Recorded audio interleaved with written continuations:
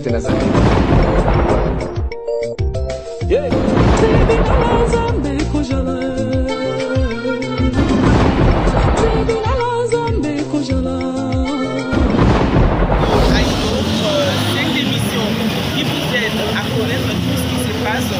travers nos communes et aujourd'hui particulièrement Toye, la commune de Yadjili.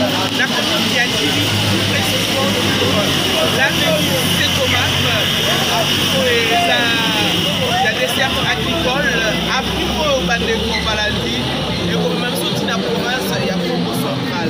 Alors, c'est là que les Arabes ont Komeba, les Arabes ont concentré. Or, je me souviens, il y a quelques mois, le gouverneur de la ville de Kinshasa était descendu sur le terrain à Yakina pour une solution, comment sauver cette avenue. Mais malheureusement, l'avenue est assez problème. Mais avant qu'on soit tu dois intervenir dans la population, pour mener enquête dans la discovery. Donc nous fait savoir pour que l'avenue est réussie, et ça la collecteur pour faire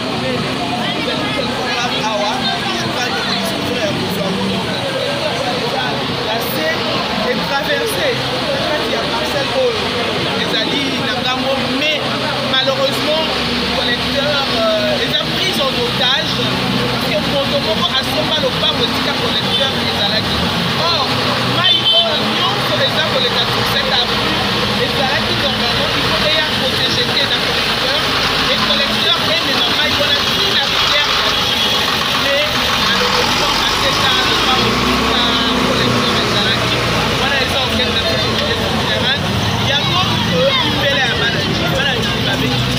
Un notable de la commune de Yadjili nous a appelé pour nous mettre à l'historique de la commune de Yadjili. Mais aussi les problèmes que connaissent la commune de Yadjili. Yadjili qui est dans sa Yadjili qui a sa apologie. Yadjili a sa peur. Yadjili a d'abord tout le monde bébé sur mais les longs Yadjili les alliés où en sommes-nous avec la commune de Yadjili?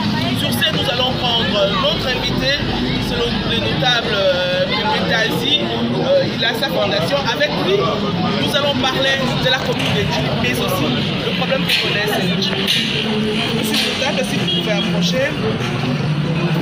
Bonjour monsieur. Comment on vous appelle? Moi, on m'appelle Pépé Tazi.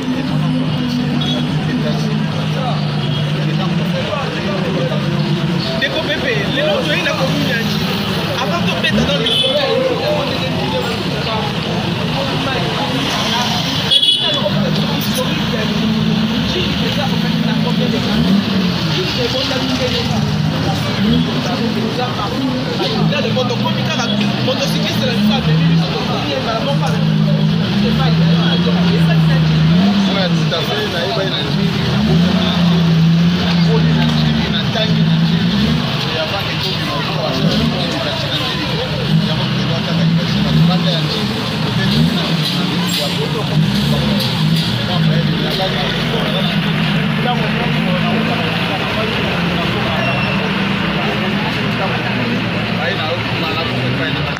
alors, ce docteur a dit les emplois parce que Yadjili Oyo, dans les années 52-53, les acquis cité beaucoup indigènes, Oyo, ma belge, ma créaque.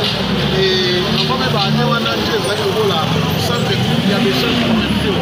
Oyo, ma dodo, la dodo, la bande de Bayansi, ma mara, ma soeur, Nango, Awa, on a aussi la drogue, pour le Teka, la bande de Bayansi, la guitare. Alors, dans 50 entre 52 et 53, il y a un coma, il y a un centre extra coutumier Yadjili. Parce que Yadjili d'abord, ils sont là pour la village. La village,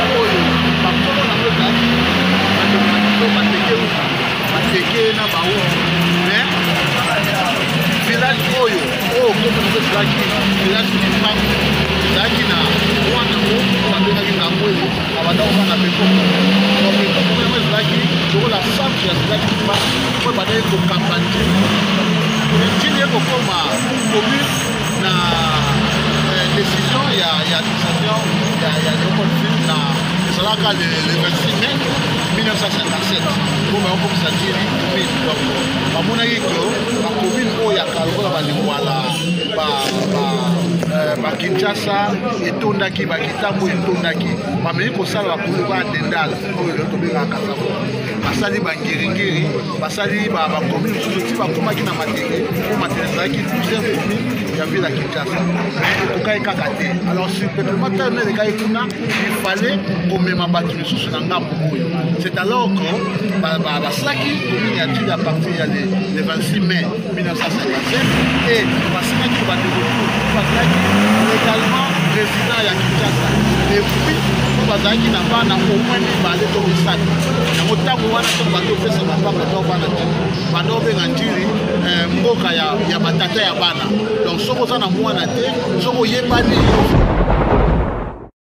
papa telema osala likamwa kati na bomoi na ngai lisungi kimia mpe lobiko na ngai ekouta kaka epai na yo